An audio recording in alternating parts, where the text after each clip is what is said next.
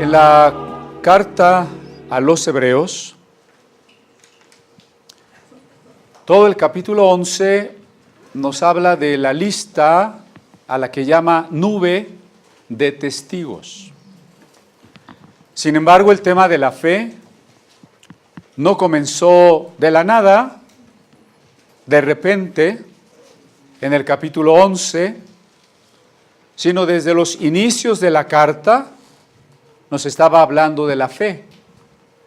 Recuerde cuando dice que muchos de los hebreos que salieron de Egipto no entraron en Canaán porque no tuvieron fe. En Hebreos 5 dice que debíamos ser maestros y no niños en la fe. En Hebreos 6 nos recuerda los rudimentos de la fe y nos dice que vayamos adelante y nos previene. Y así en el 10 también nos reitera, como en el 4, que por la fe nos acerquemos confiadamente hasta el trono de la gracia. Pero también nos advierte que si dejamos la fe, hay una horrenda expectativa de caer en las manos del Dios vivo y no hay más remedio, no hay más sacrificio, no hay más perdón de los pecados.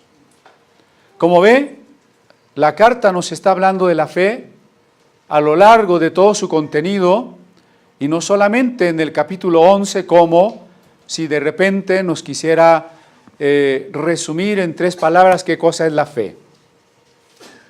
Dentro de este asunto de la fe encontramos en el verso 20 y 21, acá hay asientos, Marco, y los que gusten pasar, acá hay asientos. Los versos 20 y 21 dicen: por fe bendijo Isaac a Jacob y a Esaú respecto a cosas que habían de ser. Por fe Jacob, muriéndose, bendijo a cada uno de los hijos de José y adoró estribando sobre la punta de su bordón. Y estábamos comentando que al relacionar la fe con la bendición, desgraciadamente en la iglesia cristiana se ha infiltrado la idea de que la fe es una especie de fuerza que a través de las palabras nos permite crear, decretar, cancelar y por ende bendecir y maldecir. Y todo ello no tiene un origen cristiano. Su origen inmediato sería el control mental y su origen remoto, un budismo occidentalizado y comercializado. La idea de que estamos en sintonía y en armonía con las fuerzas del universo y podemos escoger lo positivo y rechazar lo negativo, no está en la Biblia. Así que se reduce a una magia, a una superstición, la idea de que lo que yo digo, eso pasa. De hace muchos años se publicó un libro que decía: lo que dices, recibes. Y el libro enseñaba que si hablamos cosas positivas van a pasar cosas positivas y si hablamos negatividades van a pasar cosas negativas. De tal manera que tendríamos que estar hablando siempre asuntos de éxito, de victoria, de prosperidad y nunca quejarnos, nunca decir siquiera estoy enfermo. Porque si yo digo es que mi enfermedad, mi dolor, entonces lo hago mío y ya me quedo con él. Eso, insisto, no está en la Biblia. En la Biblia las palabras pueden bendecir o pueden destruir siempre y cuando pasen por la conciencia del oyente. Si yo edifico, es porque el que oye entiende lo que digo y porque yo hablo palabras de consolación, exhortación, de salvación, de ánimo. Y la destrucción viene también cuando a través de la conciencia alguien capta que yo estoy comunicando un chisme, una división, una doctrina falsa, un engaño, ¿no? Pero las circunstancias, los problemas no nos escuchan. Usted se la puede pasar diciendo y yo reprendo ese problema y el problema nunca se va a enterar. Y usted puede empezar a declarar una situación y la situación nunca lo va a saber. Y usted se puede pasar horas y días haciendo eso. ¿Cómo es posible?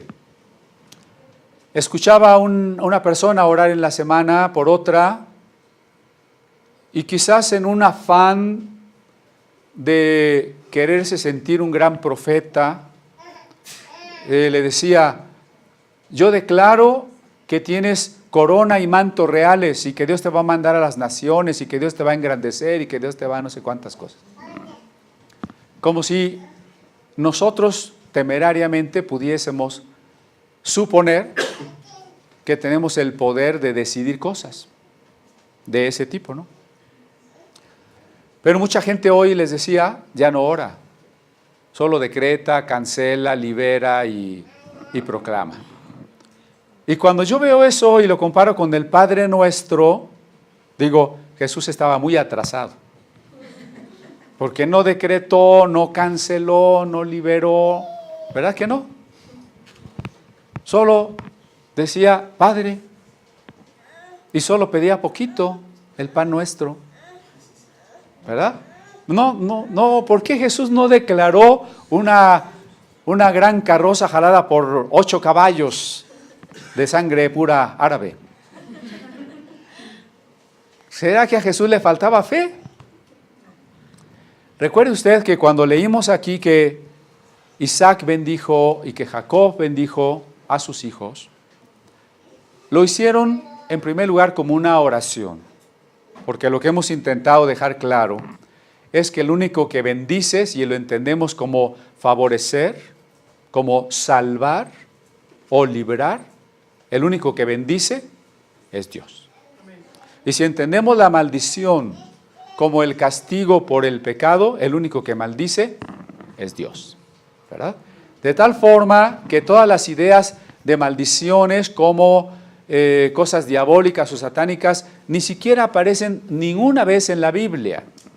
Eso ya lo vimos la semana pasada. Si queremos decir bendición respecto a Dios, eso significa alabanza, porque a Dios no podemos darle ninguna cosa que Él no tenga o que Él necesite. Bendecir a Dios significa alabar a Dios. Bendecir al hermano significa compartir con él lo que tenemos. La bendición no puede radicar en las palabras, sino en las acciones. Cuando yo digo Dios te bendiga, en realidad lo que debo comprender es que es una oración, ¿no? Cuando en español decimos adiós, es una contracción de lo que antes se decía, ve con Dios. Incluso en inglés, ¿no? Goodbye es la contracción de God bless you. Entonces la idea es que la bendición no te la doy yo, sino la pido a Dios. Ahora bien, si yo quiero bendecir, estamos muy cerca, a 2 páginas, de la carta de Santiago. Vea por favor el capítulo 2 de la carta de Santiago.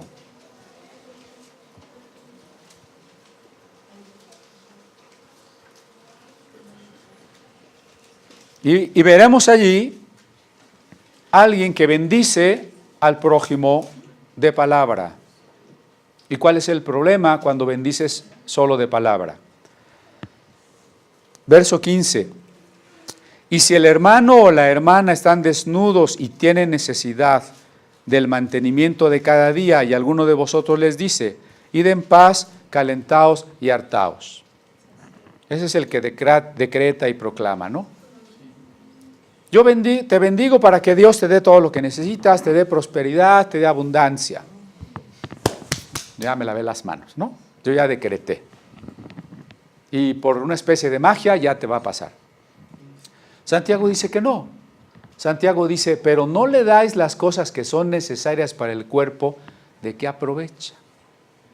Si yo me encuentro un pobre, una persona con hambre, y le digo, Dios te bendiga, es una ofensa. Incluso una ofensa al Creador, ¿no? Al que tiene necesidad, yo le tengo que dar. Y entonces sí es una bendición. Y entonces Santiago dice, así también la fe, si no tiene obras, es muerta en sí misma. Cuando tú crees que la fe consiste en palabras por las que decretas y cancelas o proclamas, tienes una fe muerta. Porque todo lo que digas no sirve para nada, no va a pasar nada, así lo repitas y lo repitas y lo repitas. Por eso, si usted se ha fijado o ha conocido a alguien que practica la guerra espiritual, siempre está peleando, decretando, atando y todas las cosas siempre están iguales, ¿no? ¿Cuánta gente ha atado los demonios y potestades que están en la Ciudad de México y Mancera sigue, ¿no? Entonces, la fe sin obras está muerta. Si nosotros no actuamos, decir te bendigo no tiene ningún sentido. Porque el único que tiene el poder de cambiar las cosas, el único que puede favorecer y sobre todo salvar es Dios. Si usted quiere bendecir, comparta. Si usted quiere bendecir, actúe. Esa es la única bendición que nosotros podemos dar, ¿no? Por lo demás, no podemos culpar a algo exterior a nosotros de nuestro pecado. Cuando nosotros decimos que la vida tiene problemas o que no tenemos un trabajo o estamos enfermos porque alguna maldición generacional está sobre nosotros, estamos culpando algo ajeno a nosotros. Pero Jesús dijo que del corazón del hombre salen los pecados. Así que si nos referimos a pecados, el único responsable es cada uno de nosotros. Ni siquiera el diablo. El diablo nos puede invitar a pecar, pero no nos obliga a pecar. Así que no podemos culpar al diablo, ni a los demonios, ni a las maldiciones, ¿no? Ni a las brujerías, ni nada. Por otro lado, creer que cuando bendecimos a alguien estamos logrando una especie de garantía de protección. Por ejemplo, cuando el hijo se va a la escuela, la mayoría de los padres pide por él, ¿no? O lo santigua, o lo cubre con la sangre de Cristo, o mínimo le dice que Dios te cuide, ¿no? Ahora yo pregunto si eso es una garantía de que no le va a pasar nada. ¿No? Y una persona me decía una vez, es que, pastor, ¿usted nos quiere quitar la fe? No, no le quiero quitar la fe, pero la fe no es una garantía de que todo nos va a salir bien. La fe es la decisión de entregarnos a Cristo a pesar de lo que pase.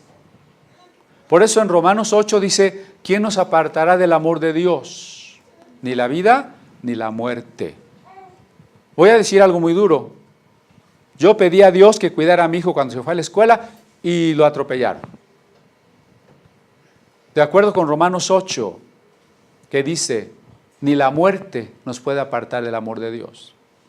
Lo atropellaron porque Dios lo abandonó. Lo atropellaron porque Dios ya no lo quiere. Lo atropellaron porque yo no tenía fe cuando lo bendije.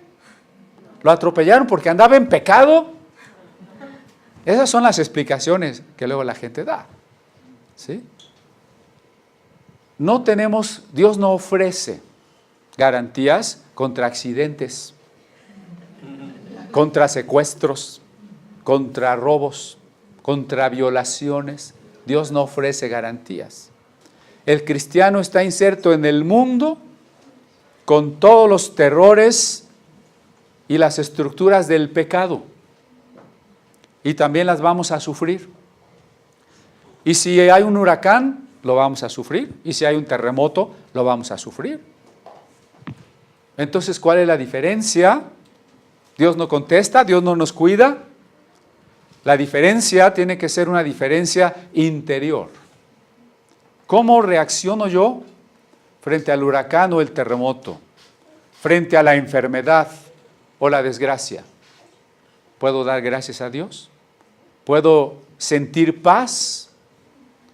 ¿Puedo tener presente el anhelo de encontrarme con Él? Y como soy cristiano ya no me van a asaltar, Dios me cuida. No, también me pueden asaltar. ¿Y cuál va a ser la diferencia? Que yo voy a tener que perdonar al ladrón. Y que si me va a matar, pues lo voy a tener que amar. Esa es la fe. La fe inmadura está esperando la solución de los problemas. Voy a repetirlo. La fe inmadura está esperando la solución de los problemas. Y no está buscando al Creador, sino los favores del Creador.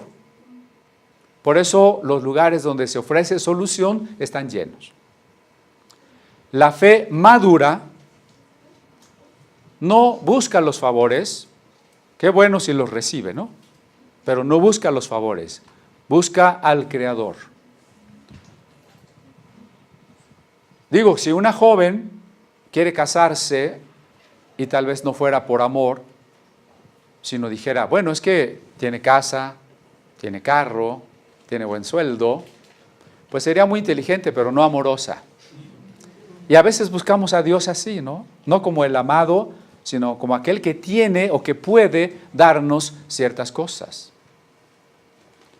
Y Dios quiere que crezcamos en la fe.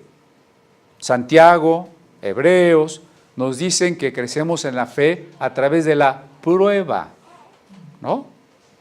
¿Por qué? Porque solo en la prueba podemos seguir siendo amorosos, no por los favores, sino por la persona.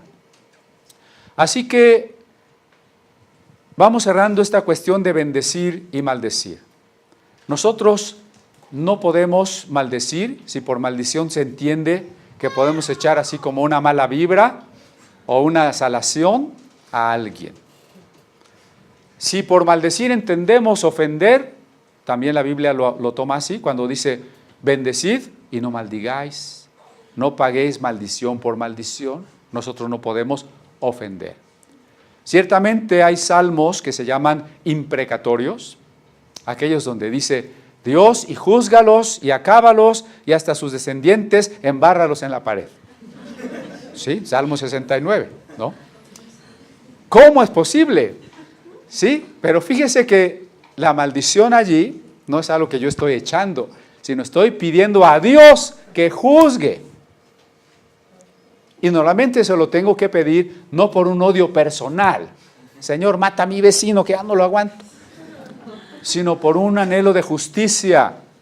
Juzga a estos gobernantes o a estas personas que están llevando a la depravación a la sociedad, que están destruyendo a nuestros jóvenes, a nuestros niños. Señor, juzga. A veces la Biblia dice que oremos por los gobernantes, pero eso no quiere decir que siempre digamos, bendice a Peña Nieto. A lo mejor lo que hay que, Señor, reprende a Peña Nieto, convierte a Peña Nieto o llévate a Peña Nieto, ¿no? Segundo. O sea, pero es un anhelo por la justicia lo que tenemos que buscar. En el caso de las bendiciones de Isaac y de Jacob, no fueron decretos, porque este es el gran problema. La gente que hoy se siente profeta, que se siente espiritual, que siente que se mueve en el poder del Espíritu, se la pasa declarándote puras cosas agradables, grandiosas. Pero, ¿qué fue lo esencial de la bendición de Isaac y de Jacob? En primer lugar, regrésese tantito, Hebreos 11, 16. Empero deseaban la mejor, está hablando de una patria, ¿no? A saber, la celestial. Cuando estos patriarcas no recibieron las promesas, no se desanimaron, porque su fe no estaba puesto en lo inmediato, sino no estaban pensando en la patria de Egipto, sino en una patria mejor, la celestial. Es decir, de acuerdo con el Nuevo Testamento, el sentido profundo de las bendiciones de los patriarcas es la fe en las promesas de salvación, no en promesas de lo inmediato y de lo material, que son lo que ahora le gusta a la gente. Voy a orar por ti para que Dios te dé joyas, carros, casa, buen trabajo, abundancia. Eso es lo que le gusta a las personas, ¿no? Pero cuando la Biblia habla de promesas, se está enfocando a las promesas eternas, de aquellas cosas que no cambian, porque decía, las cosas que se ven son temporales. Las que no se ven son eternas. Ahora, vamos muy rápido allá al Génesis para ver que las bendiciones finalmente son oraciones.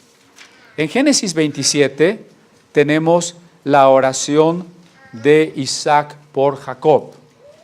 En Génesis 27, en el versículo 28, Dios pues te dé el rocío del cielo. ¿En qué consiste la bendición de Isaac? En una oración. Dios te dé. ¿No? Es una oración.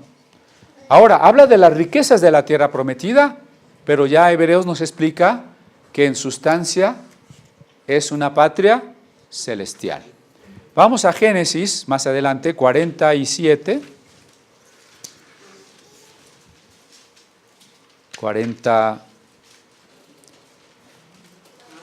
48 más bien.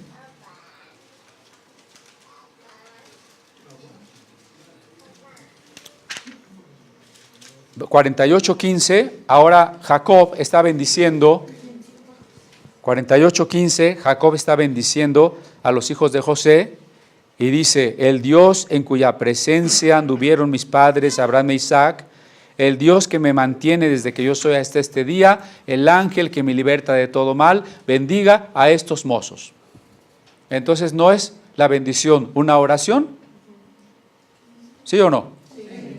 En Génesis 49, Jacob bendice a sus 12 hijos. Solo me remito por ahora al verso 25. Del Dios de tu Padre, el cual te ayudará, y del Omnipotente, el cual te bendecirá. ¿Quién bendice? Dios. Entonces, las oraciones de los patriarcas son oraciones de fe en la bendición de Dios, referentes a la creación de un pueblo, del cual ha de venir el Mesías, para que nosotros tengamos vida eterna.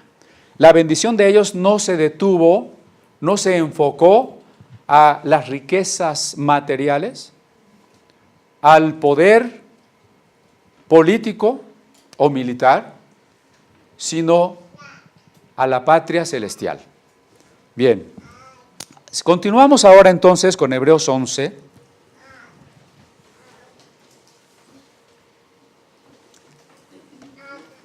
Y dice en el verso 22, por fe, José, muriéndose, se acordó de la partida de los hijos de Israel y dio mandamiento acerca de sus huesos. Yo espero que no hemos olvidado que este 2017 estamos celebrando los 500 años del inicio de la Reforma protestante. Porque fue en 1517, en octubre, cuando Lutero presentó sus tesis en contra de la venta de indulgencias, de la salvación por medio de la venta de los perdones, ¿no? ¿Y qué hay en vez de la venta de los perdones? La fe, la sola fe. Lutero estaba insistiendo en que el creyente es salvado solamente por la fe. ¿Eso qué significa? Que hemos creído que Jesucristo, al morir, nos trajo y nos mostró el perdón de Dios. ¿Qué tengo que hacer yo entonces para obtener el perdón de Dios? ¿Qué tengo que hacer para obtener el perdón de Dios? Nada. No, yo estoy perdonado. Para obtenerlo no tengo que hacer nada. Ahora, entiendo lo que dicen, ¿no? Creer, sí, creer es importante. ¿Por qué? Porque creer es hacer mío el regalo. Déjenme ponerlo en esos términos. ¿Qué tengo que hacer para que me den un regalo? Nada. Pero una vez que me lo dan, tengo que recibirlo. Eso sí. ¿Qué tengo que hacer para que Dios me perdone? Nada. Él ya me perdonó. Pero ahora yo tengo que hacer mío ese perdón. Y eso es la fe, ¿no? Y por eso es que ninguna obra de la ley, cumplir los mandamientos, méritos propios, buenas obras mías, no sirven para salvarme. Sirven para vivir la vida cristiana. Sirven para beneficiar al prójimo, pero no para salvarme, porque la salvación es un regalo. La salvación es gratuita. ¿De acuerdo? ¿Por qué quiero reiterar esto? Porque todos los personajes que hemos visto en Hebreos 11 comienzan con la frase, por la fe. ¿Recuerda? ¿A quiénes hemos visto? Por la fe, Abel. Por la fe, Enoc. Por la fe, Noé. Por la fe, Abraham. Es que vamos en orden cronológico. Sí, digo, los podemos ir en cualquier orden, pero estoy tratando de imaginarme la línea del tiempo, ¿no? Abel, Enoc, Noé, Abraham, por la fe Abraham, por la fe Isaac, por la fe Jacob, por la fe José. Todos por la fe. No dice por sus buenas obras. Bueno, Sara entre paréntesis. No, les voy a decir por qué. Esto nos obliga a regresarnos al texto. En el 11, por la fe también la misma Sara, siendo estéril, recibió fuerza para concebir simiente. Fíjense la frase, concebir simiente, la semilla no se concibe, se recibe. La palabra griega allí es engendrar y no es apta para mujeres. Por eso la mejor traducción del verso 11 que acabo de leer, que viene hablando de Abraham, sería sostener por la fe Abraham junto con Sara que era estéril, y Abraham que era estéril, engendró, ahí sí Abraham es el sujeto, engendró, ¿no? Ahí la traducción no es tan buena. Pero digo, Sara era una mujer de fe y también hablamos de Sara, pero solo aprovecho para apuntar lo que podría ser una mejor traducción. Pero ahora con José, ¿verdad? Y como les digo, es como una línea de la historia. Por un momento pensemos en la Pascua. La Pascua judía es la fiesta más grande del judaísmo. Es como la independencia con la Navidad. ¿Por qué la independencia? Porque es la celebración de la liberación. Con la Navidad porque es una fiesta familiar en donde todos se juntan a comer y están muy contentos, ¿no? Pero la Pascua celebra que los hebreos salieron de Egipto. Ahora la pregunta es, ¿y qué hacían los hebreos en Egipto? ¿No les había prometido Dios la tierra de Canaán? Bueno, al menos en la concepción de los escribas, ¿no? Sobre todo los deuteronomistas, Dios les había prometido la tierra de Canaán. ¿Por qué estaban en Egipto? Porque hubo una grande hambre en Canaán. Y entonces tuvieron que bajar a Egipto a comprar comida.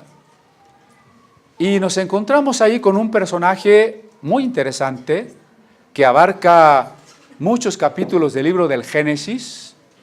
El género literario es la novela de José, donde encontramos que él era uno de los hermanos menores de un grupo de 12 hermanos y que sus hermanos mayores no lo querían. No lo querían al grado de que lo querían matar. Los que tienen varios hijos y han tenido conflictos, los hijos, saben de qué estoy hablando. Es muy triste, ¿no? Obviamente la pregunta es, ¿y esos eran los elegidos? Estamos hablando de los 12 patriarcas, ¿no? Fíjense qué clase de elegidos. Jacob, el papá, el tramposo. Y los 12 hijos, peleoneros, al grado de querer matar a uno de sus hermanos. Finalmente uno de ellos no se atrevió a matarlo, pero se atrevió a venderlo. Y lo vendió como esclavo. Y se lo llevaron los ismaelitas o los madianitas, según la versión, y lo vendieron en Egipto. La novela nos muestra que Dios tiene el control de la historia. Dios no nos controla a nosotros quitándonos la voluntad. Lo que hacemos es decisión nuestra, los pecados son culpa nuestra, pero con todo y ello, la historia como conjunto es rectificada y guiada por Dios para que llegue al telos u objetivo al que Dios la quiere llevar, ¿no? Y entonces la esclavitud de José se va a convertir en la salvación del pueblo, naciente pueblo de Israel. Antes José tiene que pasar por el quebranto, porque no solamente lo apartaron de su padre, que lo amaba mucho, no solamente lo apartaron de su casa, de su familia, sino que llegó a una tierra extranjera donde sirvió como esclavo y él nunca había sido un esclavo.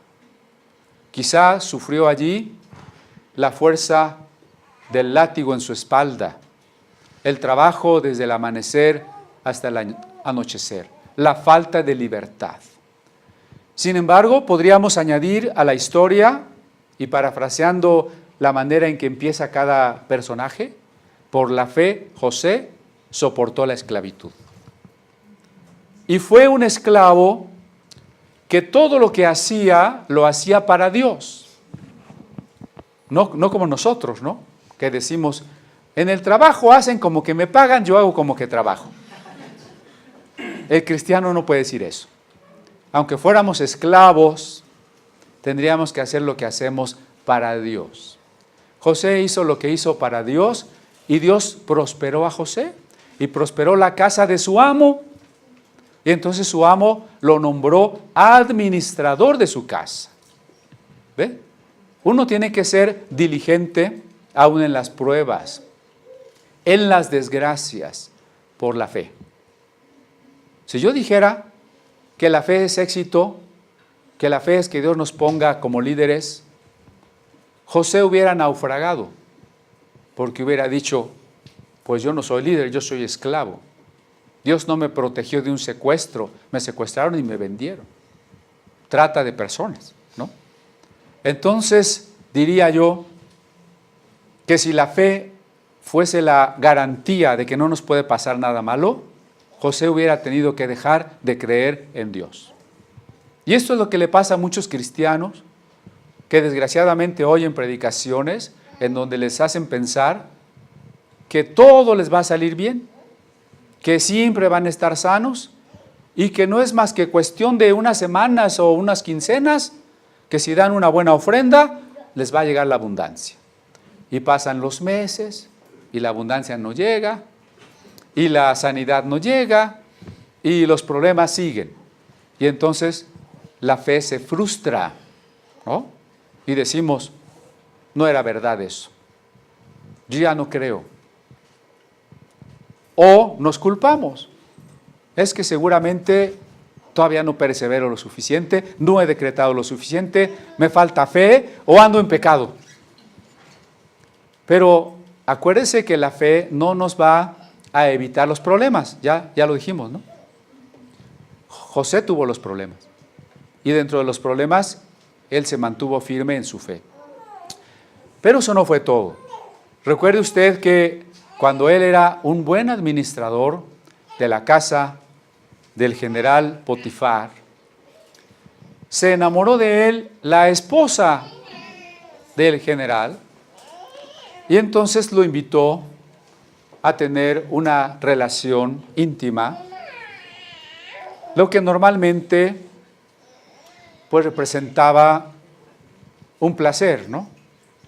Y entonces José pudo haber dicho, pues bueno, qué bueno, ¿verdad? Me va muy bien y ahora hasta soy el consentido de la esposa. Pero por la fe, otra vez insisto en la frase, ¿no? Por la fe José prefirió ser fiel a Dios. Porque acuérdense que la fe es una decisión de entrega. Y platicaba hace rato con Suri, ¿no? Como la fe es una entrega total. Porque les dije que la fe nos lleva al amor. Y cuando la Biblia dice que Dios es celoso, no significa que Dios es una persona insegura, como nosotros que somos celosos, ¿verdad? sino que decir que Dios es celoso lo que significa es que el amor requiere la entrega total. Si no hay entrega total, no podemos disfrutar de lo que Dios es y de cuánto nos ama. Entonces, cuando José, por la fe, quiso ser fiel a Dios, fue calumniado y fue acusado de querer violar a la mujer. Y entonces lo llevaron a la cárcel. ¿Se imagina la crisis? El cristiano que tiene fe ¿puede sentir crisis? El cristiano que es fiel a Dios siempre tiene que estar gozoso. Siempre tiene que tener una sonrisota. ¿Sí o no? Porque a veces así nos dicen, ¿no? Incluso va a empezar la reunión y ¿cuántos vienen en victoria? Todos, ay, amén. Todos venimos en victoria. ¿No es cierto? ¿Qué es victoria? Pero mire, los salmos también expresan muchas veces la angustia, la tristeza, la sensación de que Dios no me escucha, de que he llorado y he pedido bastante y no tengo todavía una respuesta, de que los enemigos me han rodeado. ¿No es cierto? Entonces la fe no quiere decir que nunca me voy a sentir apesadumbrado, angustiado. Aquí, ¿qué debe haber pensado José cuando por ser fiel a Dios le fue peor? Le fue peor porque ser acusado de adulterio en Egipto era pena de muerte. Si se lo llevaron a la cárcel, no era para tenerlo en la cárcel, sino para ejecutarlo. Señor, yo te fui fiel obedeciendo a mi padre, porque de los 11 hermanos, él era el obediente. Por obediente, mis hermanos me odiaron. Y ahora fui vendido como esclavo. Como esclavo fui fiel a ti y no quise pecar. Y por no pecar, ahora me van a matar. Entonces la fe nos puede llevar a adversidades. La fe nos puede llevar a situaciones totalmente desagradables, contrarias a nosotros, ¿no? ¿Está usted dispuesto? Ve que la fe no necesariamente, no inmediatamente me promete puras cosas buenas, ¿no? La fe los lleva a un punto en el que José puede morir. Sin embargo, José también es un tipo de Cristo. Cristo es el hermano rechazado por sus hermanos. A lo suyo vino y los suyos no le recibieron. Jacob le dio a José una túnica especial.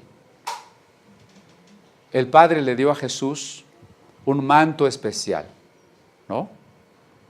Y luego José fue traicionado y vendido por 20 monedas de plata. Jesús fue traicionado y vendido por 30 monedas de plata. José fue un esclavo en Egipto que representa el mundo. Jesús, dice Filipenses 2, dejando su gloria, tomó la condición de siervo, de esclavo, y vino a este Egipto, vino a este mundo. Y luego José fue condenado a muerte. Jesús fue condenado a muerte. Pero de allí, de la muerte, de lo más profundo de la cárcel, Dios lo sacó para que se sentara a la derecha del faraón y salvara a su pueblo. Cristo fue levantado de la tumba y sentado a la diestra del Padre para salvar a su pueblo. Si vemos que José es un tipo de Cristo, ¿no? Entonces, cuando José llegó a ser gobernador de Egipto y Dios le favoreció con el don de la palabra de sabiduría, José administró las riquezas de Egipto para soportar los años de hambre. Es muy interesante hacer un estudio tanto de los dones de revelación y de sabiduría como de el ensayo político de José en Egipto, pero no es el tema. Lo importante es que cuando sus hermanos, sin saber que José era el gobernador de Egipto, vinieron a Egipto a comprar comida, José los reconoció. Los hermanos de Jesús aún no lo reconocen. Jesús ya está sentado a la diestra del Padre y sus hermanos todavía no lo reconocen. Dice Pablo, al final lo van a reconocer, porque hay necesidad de un Salvador, ¿verdad?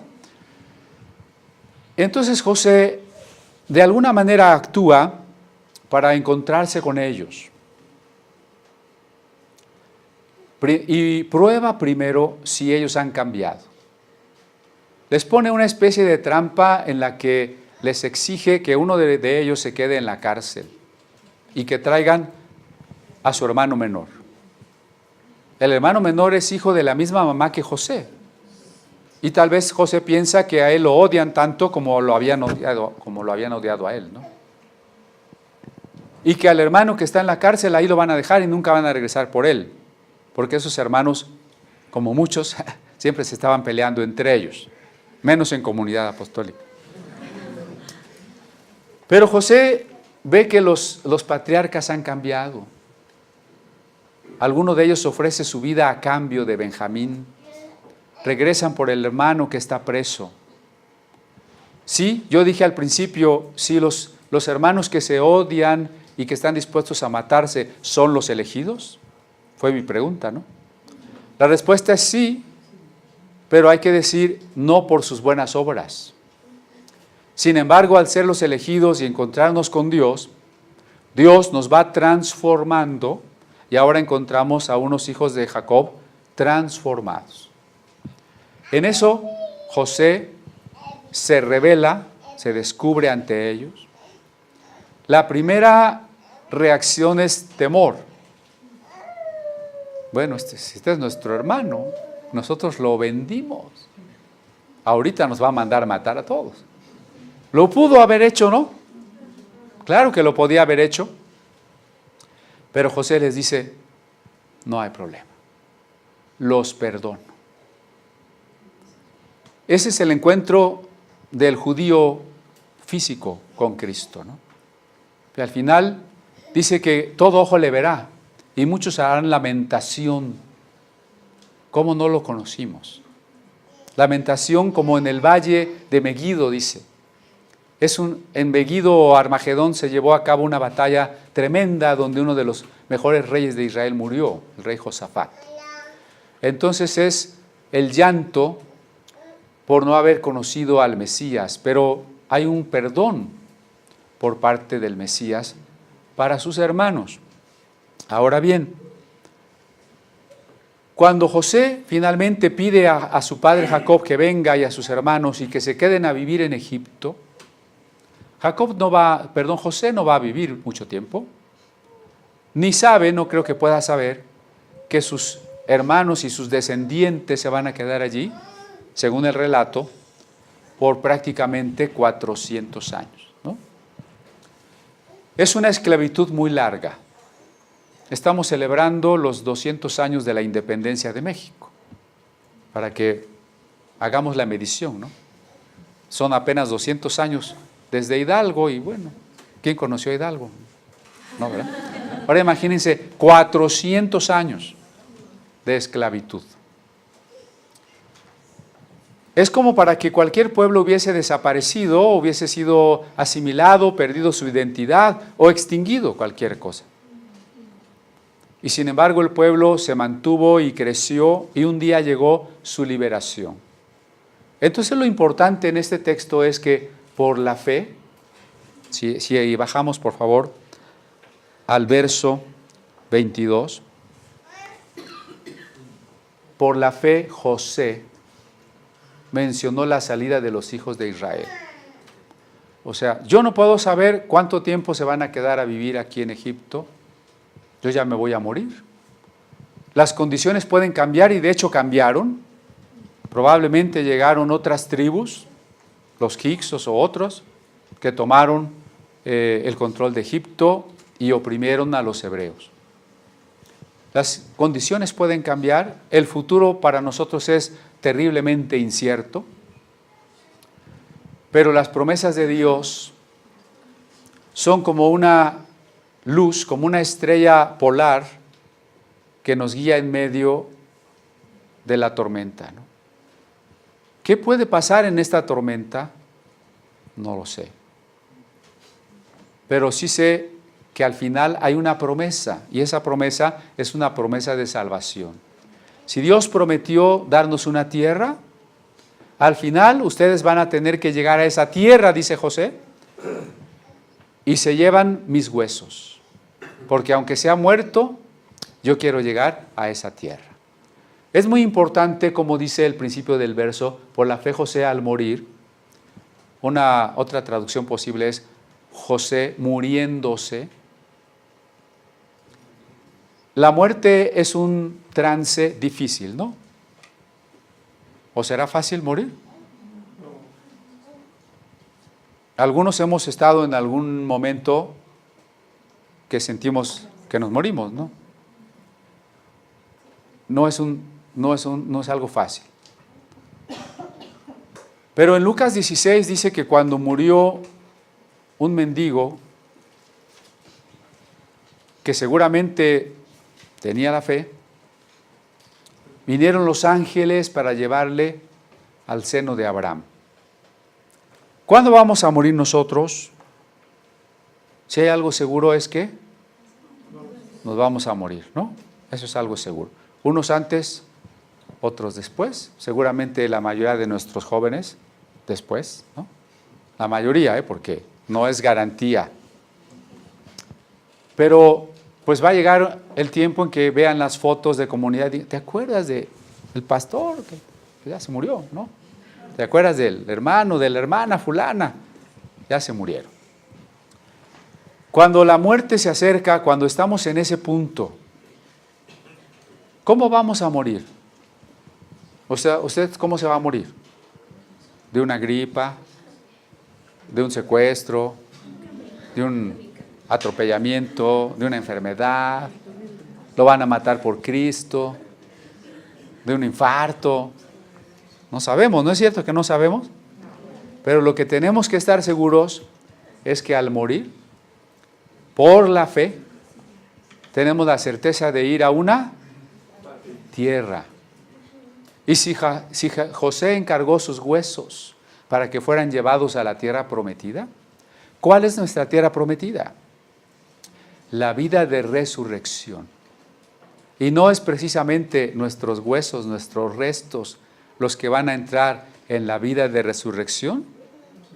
Entonces José no solo representa la resurrección de Cristo cuando sale de la cárcel al trono, sino también nos representa a nosotros que frente a la muerte tenemos que morir con la certeza de que nuestros huesos entrarán en la tierra prometida cuando llegue el momento. No sabemos cuándo, 400 años después a lo mejor, después de esclavitud y sufrimiento y un cambio de circunstancias hacia la adversidad.